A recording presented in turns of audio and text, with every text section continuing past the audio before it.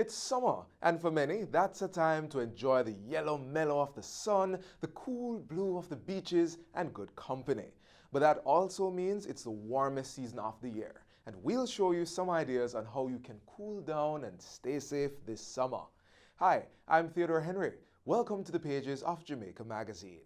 Today's show is pulsating to the beat of the season. We have so much planned for you, so do stay with us. Let's get a little breeze on this land. All right. Now let's get some bounce in the rhythm. All right. Let's get some fire on our hearts. Now that is what we call all right. Run, come, get some Jamaica.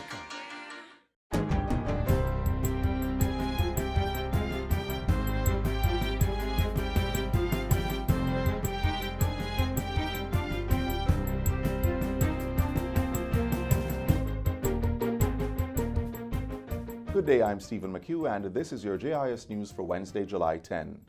The security force's capacity to monitor communications by criminals is being strengthened with approved changes to the Interception of Communications Act. In addition to gathering tangible evidence, this will allow investigators to apply to the court for a warrant to intercept and disclose communication of organized criminals, including lottery scammers.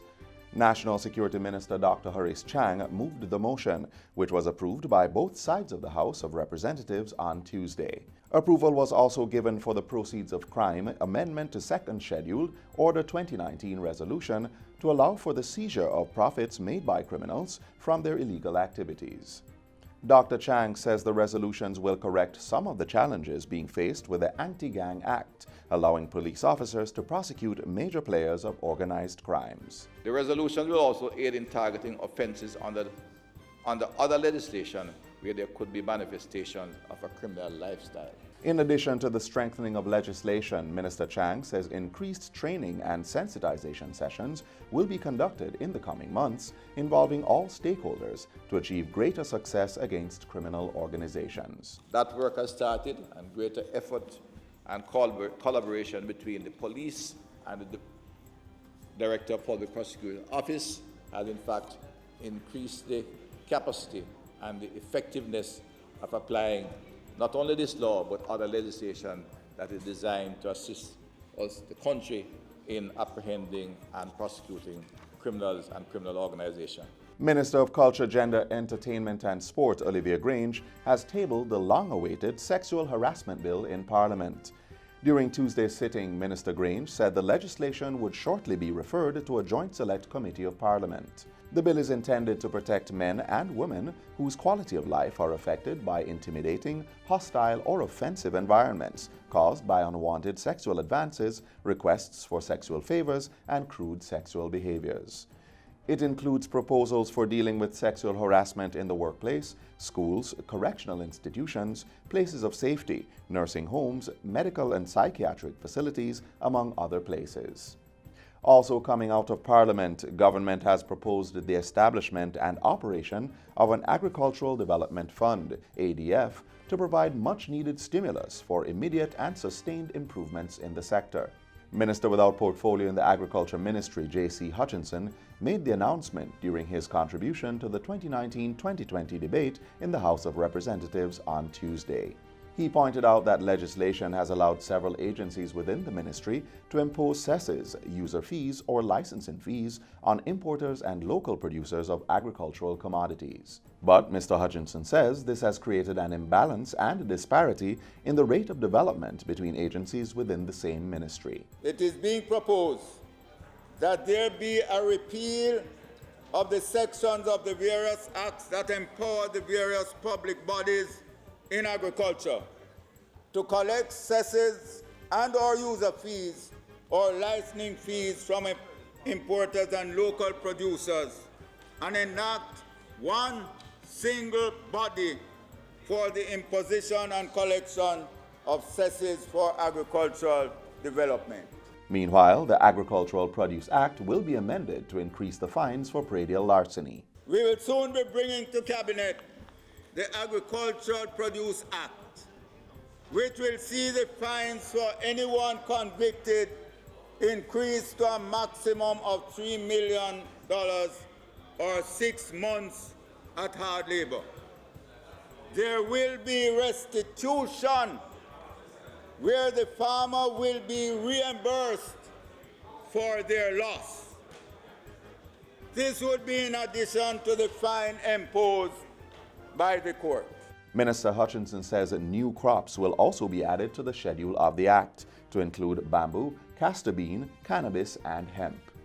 He says farmers will be equipped with an invoice book which will indicate the terms of a sale, therefore safeguarding their transactions. We intend to have invoice books complementing the present receipt books for farmers when selling their produce.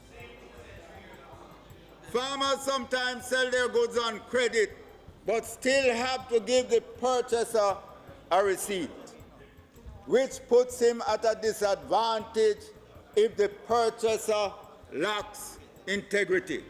And finally, while taking measures to reduce overcrowding in hospitals, the Health and Wellness Ministry is putting items in place to increase the comfort of patients. A number of transport and trauma stretchers as well as recliner chairs have been bought for distribution to hospital emergency rooms. This will allow patients to sit more comfortably while they wait to be admitted or wait for a hospital bed. Last year we had some issues when we were overcrowded in the peak season, which is coming on now, where persons had to be sitting on hard chairs or other objects or lying down on, in one instance I saw someone lying on the floor. We're trying to avoid that. These represent 32 in the initial phase, and then the recliner chairs of 200, which will come later on, will help to provide that kind of, hopefully, additional comfort. Chief Medical Officer Dr. Jacqueline Bisesa-McKenzie says the 200 recliners on order are expected to be available in time for the start of an anticipated increase in hospital visits in September. In the meantime, the Kingston Public Hospital has received 15 of the stretchers procured so far, while Spanish Down Hospital has gotten 3 of 18, benefiting the Southeast region. 4 each are being provided to Savannah Lamar, Maypen, and St. Anne's Bay hospitals. And that's it for JIS News Today. I'm Stephen McHugh. Thanks for watching.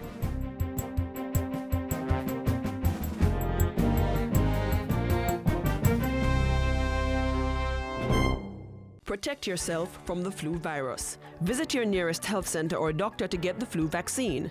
Cover your mouth and nose when coughing and sneezing. Wash your hands regularly with soap and water or by using an alcohol-based hand sanitizer. Avoid the spread of germs by not touching your eyes, mouth, or nose. And be sure to regularly disinfect surfaces and objects that are used often. Remember, your health is your responsibility. Summer also means an increase in tourism, and our government is involved in the call to get more tourists to visit our beautiful island. In fact, there's a campaign that lures foreigners to join me and you in Jamaica. Living in Jamaica is an experience that you cannot put in words. There's an energy in the atmosphere that just feels good. There are so many aspects of Jamaica that I think makes it second to none. The best food, the best music, the best people. We can go on and on about the good things about living in Jamaica. The prolific artist is one of 9 faces selected by the Jamaica Tourist Board to beckon visitors to join them in the home of all right.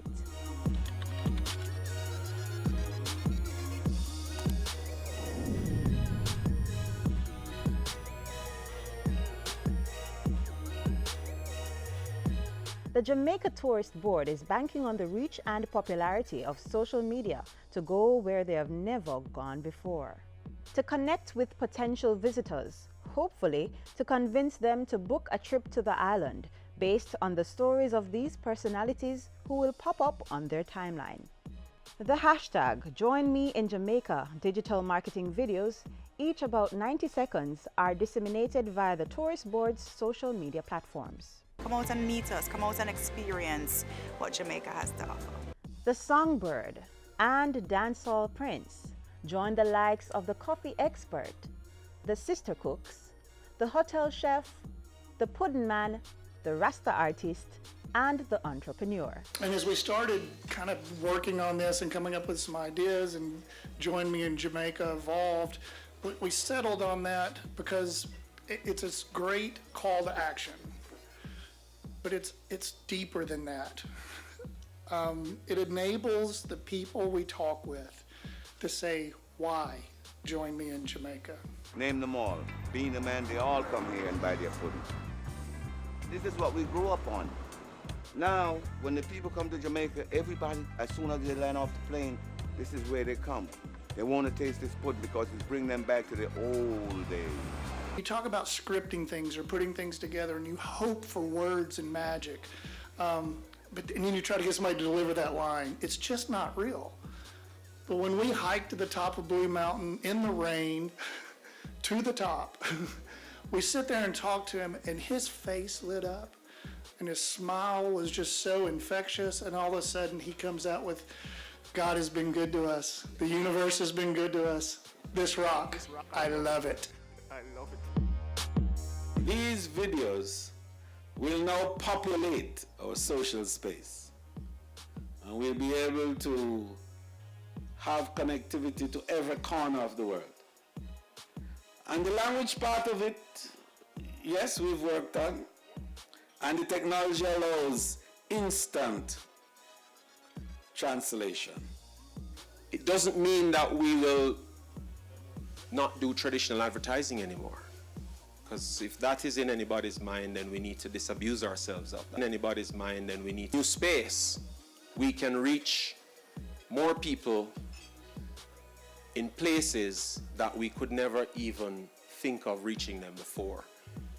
1, because of costs, 2, because of logistics, 3, because it's just not profitable to do. A content-rich communication to the world about what makes Jamaica special. And who best to tell that story but some very hardcore, well-enabled, well-entrenched Jamaicans who have served Jamaica in many ways, different ways, in a very authentic way, tell their own story about why anybody should join them in Jamaica. Every Jamaican has this passionate, loving story, and we want to capture that and share it with the world, because I believe the rest of the world could learn a little bit from Jamaica. One love.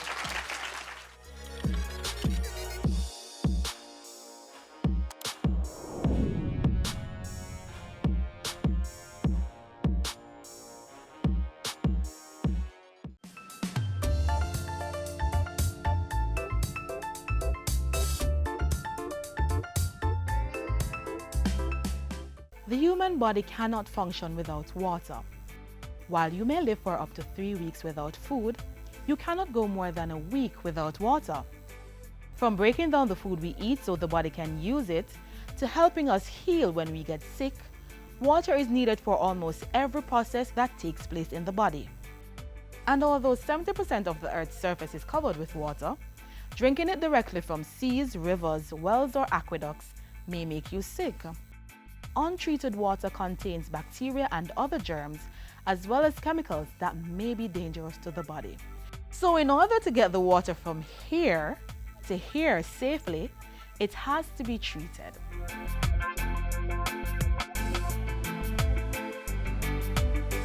Water treatment processes differ depending on the source. If the water is coming from a river, for example here at the Negro River in St. Thomas, it usually goes through an extensive treatment process before reaching the pipe.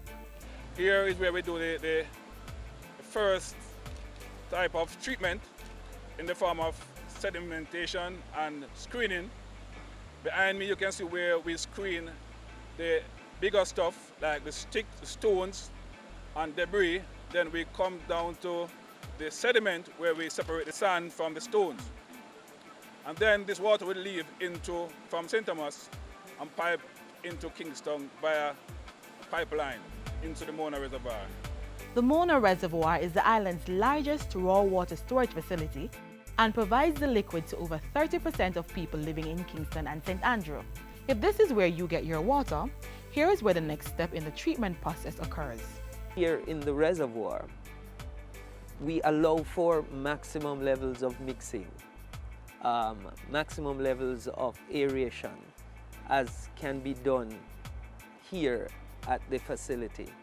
We also, at the reservoir, you allow for settling out of the silt and the suspended particles, dirt particles, that would otherwise be in the raw water. We then take the water from the reservoir and take it to the Mona treatment plant. At the treatment plant, chemicals are added to further purify the water. Chlorine is first added to kill bacteria. You have stages that include flocculation, where we actually add chemicals to the water that allow those microscopic dirt particles that are still in the water to be brought together in what we call flocks, and then we are able to skim it off and remove it from the water. The water is then passed through filters which contain layers of sand, gravel, charcoal or synthetic materials that remove remaining small particles. The final stage is disinfection. Here, chlorine is added to kill any other bacteria or germ.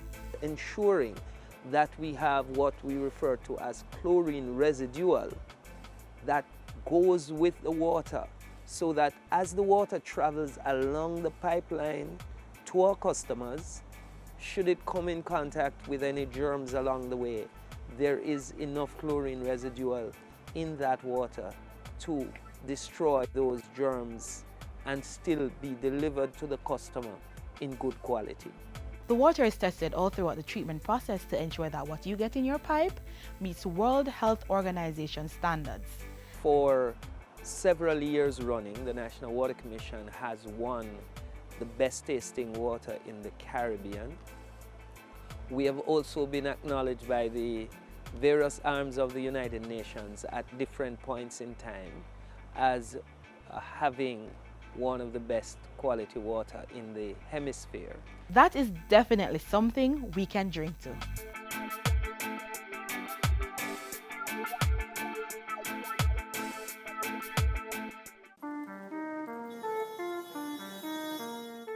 We announced a 16-point liberalization program last year. No new taxi license will be issued for Kingston and St. Andrew. For known bus routes, only buses will be allowed, so that to get a license, you have to have a bus to operate on a bus route. There will be no crushing of seized vehicles. We have taken that out. The takeover service within the industry will now be allowed, but the Transport Authority must approve the new purchaser.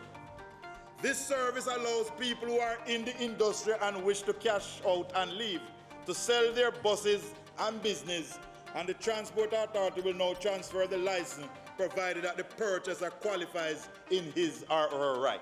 All vehicles in the sector must be fitted with a GPS tracker by the 1st of April 2020. But new applicants must be fitted with one from now. However, the owner of the vehicle will be required to monitor themselves. They will not be required to provide a constant fee to the Transport Authority, but the owners must make the information available to the Transport Authority and the police or any authorized body if needed, because the owners will now be required to keep the fee for at least 30 days. The discounts from the insurance companies will continue. Some insurance companies for vehicles fitted with a GPS tracker.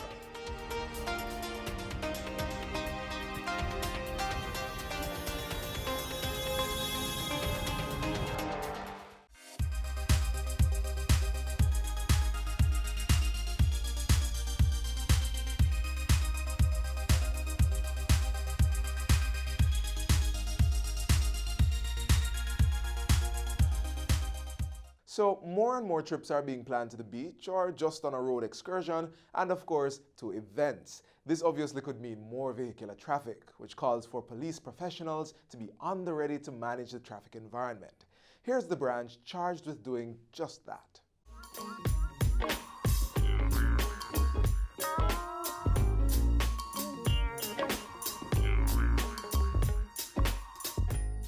high visibility clothing, new neon bikes, and a continued commitment to serve, save, and secure.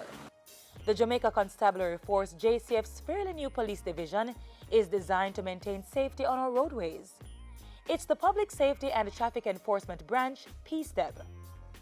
As of August 29, 700 members have been deployed across the corporate area and St. Catherine to allow for greater traffic management and safer public spaces. But what exactly is PSTEB? PSTEB is a merger between the Motorized Patrol Division and the Traffic Division.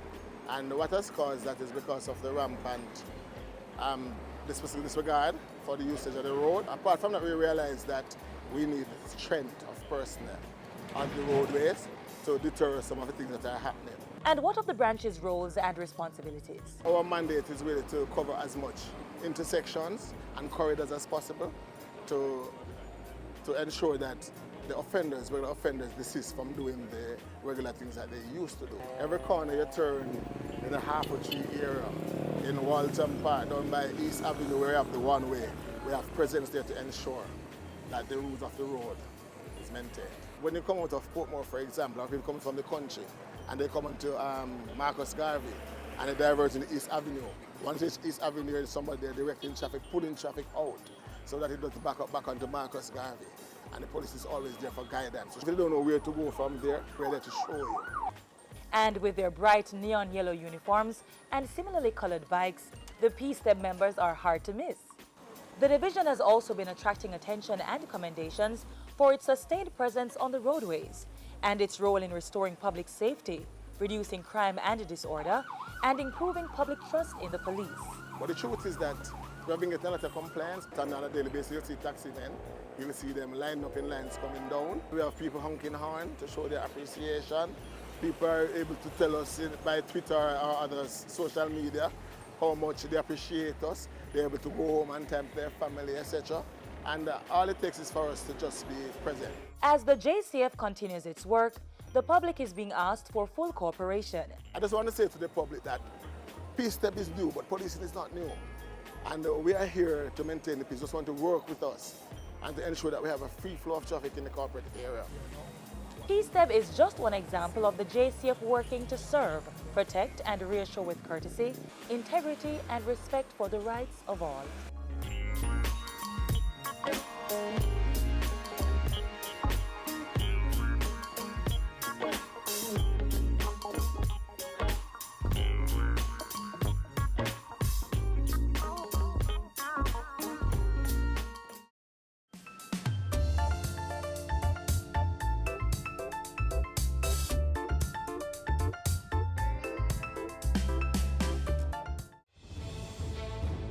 Water is precious.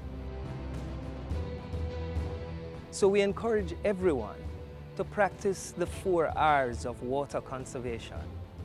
Always remember to reduce your use of water wherever possible. Replace water wasting devices with water savings devices. Reuse water wherever possible. And wherever leaks are found, please repair them and repair them quickly.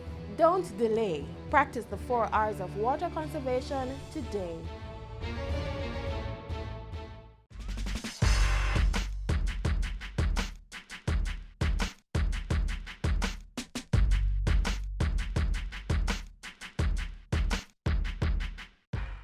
The glorious adventures of summer have begun. So here are some ways to be properly prepared as you head out on our roadways. Number 1. Maintain good tire condition. Flat tires or tire blowouts are more common in hotter weather conditions. Therefore, it is important for you to keep your tire pressure at optimum level and always have your spare. Number 2, keep your vehicle's fluid up.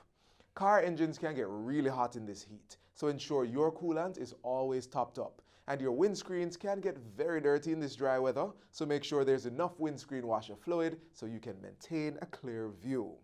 Number 3, look out for more than just vehicles. School is out, and that means you might be seeing more children on the roads. Look out for them when driving. And number 4, avoid sun glare. The glare from the sun can impact our vision and cause accidents, so replace worn windscreen wipers to help keep your windscreens clean. Let's all play our part and do what we can to have less traffic on our roads and safer journeys.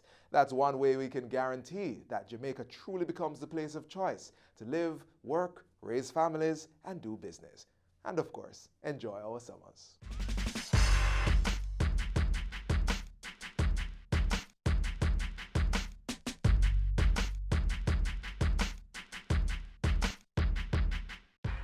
Yeah, man. Take care of the land, our home.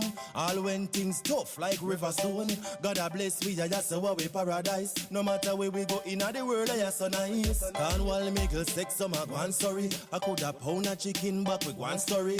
Even when we broke we party, we not worry. Real Jamaican sing. Jamaica we love. St. Andrew where we love. Portland where we love. Yes, a Jamaica we love. St. Catherine where we love. St. Thomas where we love. St. Anne where we love. Yes, a Jamaica we love. Whoa, whoa, whoa. A Jamaica my born and grow. First thing, give thanks to my life, yes. We've been through the drought and storm. Gilbert and Ivan, we still a stand strong. Tourists come enjoy yourself. Nobody worry about stress cause life goes on. White sand beach, that's how you for reach. Kick back a wall of turning at the sun. Jamaica we love. St. Andrew where we love. Portland where we love. Yes, a Jamaica we love. St. Catherine where we love. St. Thomas where we love. St. Anne where we love. Yes, a Jamaica we love. Whoa, whoa, whoa, whoa.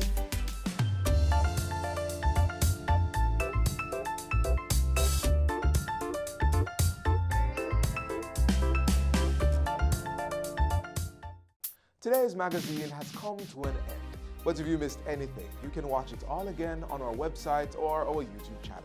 And you can also keep up with the JIS team on Facebook, Instagram, or our Twitter pages. There's always the promise of something greater tomorrow, so join us then for more Jamaica Magazine. On behalf of the entire production team, I'm Theodore Henry. You take care.